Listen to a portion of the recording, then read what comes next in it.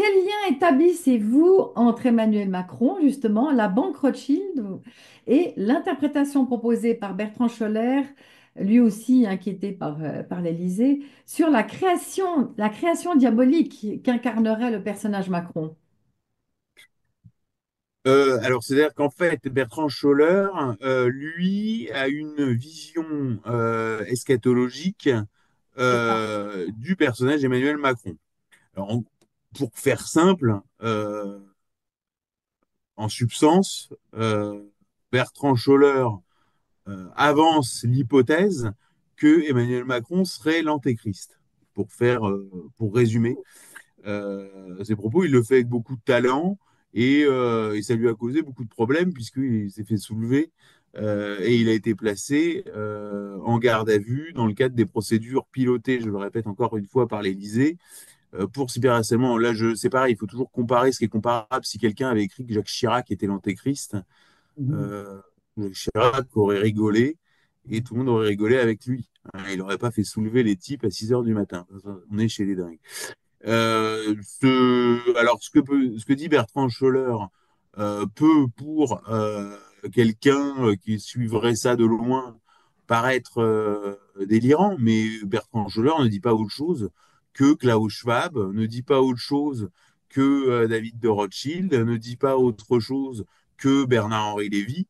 Il inverse juste le compliment. Mais en soi, finalement, tout le monde est assez d'accord. Je veux dire, la presse iranienne avait représenté Macron en diable.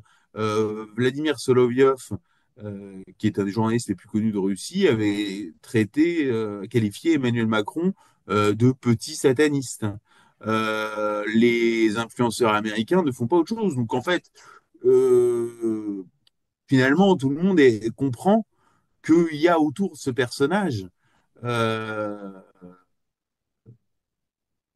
il y a des mystères, il y a des forces euh, qui ont tout misé sur ce type, qui ont un agenda. Hein, ces forces-là ont un agenda. D'autres forces combattent cet agenda, et combattant cet agenda, se retrouvent à désigner Emmanuel Macron comme ennemi prioritaire, étant entendu qu'il est une sorte d'incarnation et de pierre angulaire de cet agenda, puisqu'il doit incarner cet agenda à terme. Donc c'est pour ça que l'affaire Brigitte, qui au début peut apparaître pour le public comme quelque chose, une énorme farce, quoi, c'est-à-dire grosso modo, regarde la femme du président, on dirait un travelot. Puis quand tu creuses le fil, et ben, tu te retrouves, j'ai souvent d'ailleurs dit ça, moi je suis un grand fan du cinéma de Polanski. Et en fait, j'ai beaucoup repensé au cinéma de Polanski. Et d'ailleurs, Nathalie Reims, qui est une cousine de David de Rothschild, elle avait déclaré sur un plateau de télévision qu'en fait, l'œuvre de Polanski n'avait pas été cancellée pour ses problèmes, relativement à ses problèmes de mœurs, contrairement à ce qu'on expliquait, mais qu'elle avait été cancellée parce qu'en fait, Roman Polanski avait tout annoncé. Et quand on s'intéresse, bah d'abord, on a le Ghostwriter qui raconte quoi, comment un dirigeant britannique est piloté par la CIA par l'intermédiaire de son épouse qu'il a connue à l'atelier théâtre. Hein, donc, vous avez quand même une résonance qui est incroyable avec l'histoire d'Emmanuel Macron. Vous avez l'histoire de Chinatown, hein, où là va s'inviter au cœur de problématiques économiques et d'infrastructures, puisqu'il s'agit, je crois, des eaux, des systèmes de l'eau à Los Angeles, va s'inviter la problématique de l'inceste au cœur d'un enjeu économique et d'infrastructure.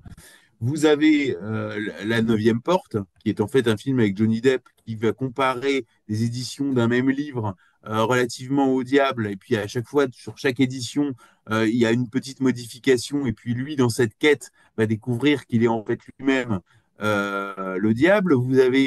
Et puis évidemment, vous avez Rosemary's Baby, qui est la fabrication, qui raconte la fabrication de l'Antéchrist.